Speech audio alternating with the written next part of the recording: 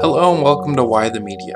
So I'm making this video because I read a lot of stuff on Reddit, like all 25-year-old men my age do. And I read a lot of stuff on video game subreddits, and I've noticed that a lot of people have an idea of what makes up video game models, but I don't think people have a full idea of it. This video is not to sound snobby or not. This is just kind of just a basic explanation of video game model terminologies. So a brief explanation of why I would know this is obviously I am into video games and whatnot, but I actually did a lot of 3D animation when I was in school, and I actually work for a TV station right now, and we actually do a little bit of 3D modeling animations in our projects. So with that said, I think we should just dive into what makes up a video game model. So first and foremost is that people should know what a vertice is. And I actually don't think that a lot of people know what a vertice is, despite being in video games. But a vertice is kind of like an atom. So a vertice is just a point in 3D geometry space. Every single object you're going to see in a video game is made up of vertices, essentially. They're the basic standpoints. So think of an old 3D game like Ocarina of Time, and how Link in that game had a super pointy nose. That was a vertice, and two vertices are connected. They create a line, and technically you really can't see lines unless lines form together and create a 2D shape, and that's called a polygon. Polygon is just a flat plane in which it is something in three-dimensional space. Recapping everything, models are made up of polygons. So think of N64, how Mario kind of looked a little blocky, or Cloud from Final Fantasy VII looked super blocky. They were just made from flat planes, which were made up of lines, which were made up of vertices. As technology has gone on, has made games more realistic, computers have been able to hold 3D models and polygons way more. So the more complex it can look.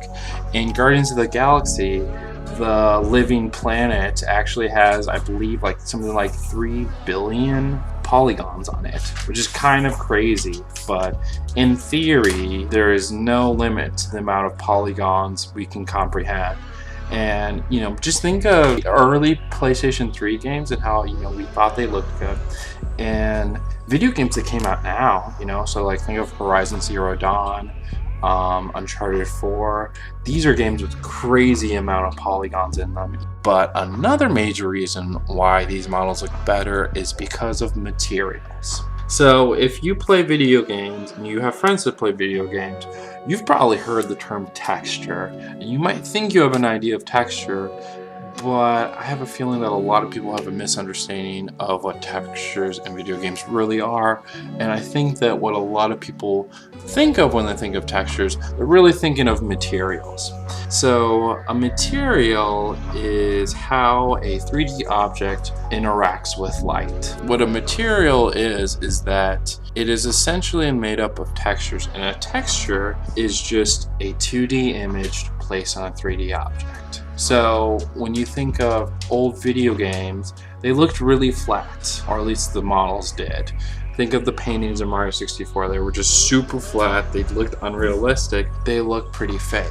It's because those materials in those games were essentially just made up of just one image with no depth or other light properties to it. So if you look at stuff around you, light interacts with real life materials in different ways. Think of glass, wood, rocks, think of lava. These all have different properties. A material is just made up of different textures to give it a different interactive tool to it. So you can put a texture on it, you can put a wood texture on it, but if you don't make it show that it isn't, slightly shiny, it won't look exactly like wood. So a big other part of materials and why they look so good today there are a multitude of reasons, but reflect maps are a big thing. I can think of a few other games though, but there are many materials, and I'm sure you're looking at some right now, where parts of it are reflective and parts of it are not. So think of a metal ball that's been sanded around, but there's scratches in it that aren't as reflective, or the opposite. Think of, a car, a brand new car, and then it gets a scratch on it. You're gonna really notice that scratch because the light is so smooth on the edges of those cars, but those bumps and those scratches, they stick out like a sore thumb because you notice the light in them. So a reflective map is just a texture on it, but tells the 3D model, oh, it can't be reflective in this certain area. Another big thing is normal maps and also bump maps, but mostly normal maps. So normal maps actually can simulate geometry within a 3D model. Have you ever looked at a 3D model, specifically a new one, and have noticed characters have scars on them, they have these bumps on them, animals can have scales on them? It would take so long to actually, sculpt or model these ridges in it.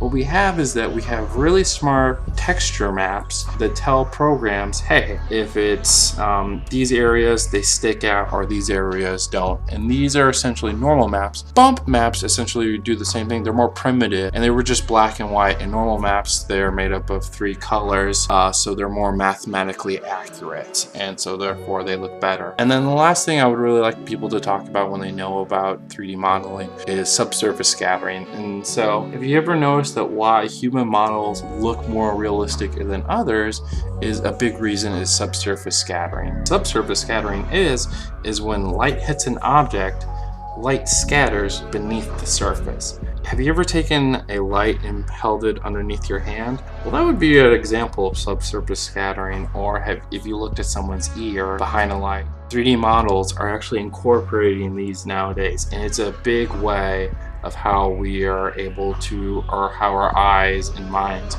are viewing human models as realistic. And you might not think about it. So those were extreme examples I gave about the flashlight and like the sun, but there's constantly subsurface scattering always going on, and it's a big reason why human models look so realistic. Now, the last big part I want to get to is about rendering. And this is the one that's kind of bugged me when I see people talk about it in video game subreddits mostly, is that people go, oh, that render looks good, or when they're talking about a character shown from a fighting game.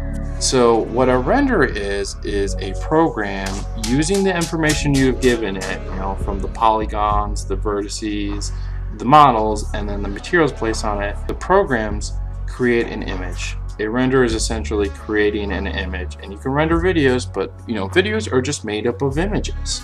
So when people go, oh, Mario's render looks really good, yes, that's technically true, and I don't want people to think that I'm saying, oh, that's incorrect, because it's technically right.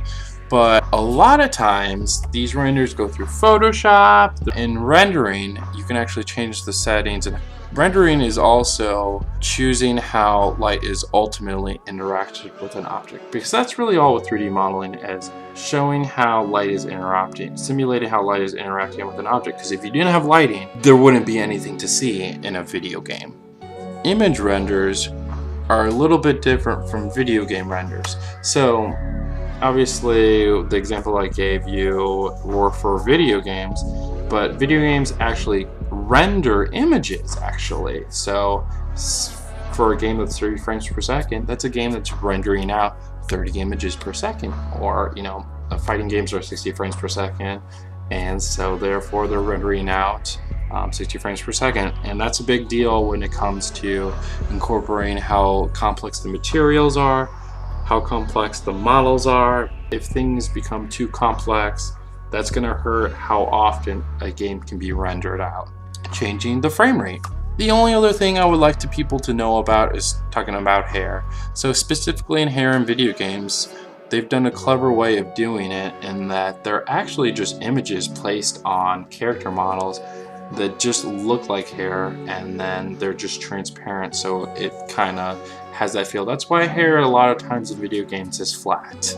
Whereas hair in 3D animation, let's say like a Disney movie like Frozen or Moana, those are actually just lines that have special materials placed to them, and they're really complex and they require a lot of rendering power, and that's why hair in video games and movies looks so different. Well, I hope this helped people understand video game model terminology a lot. Hopefully you learned a little bit from this video, and thank you so much.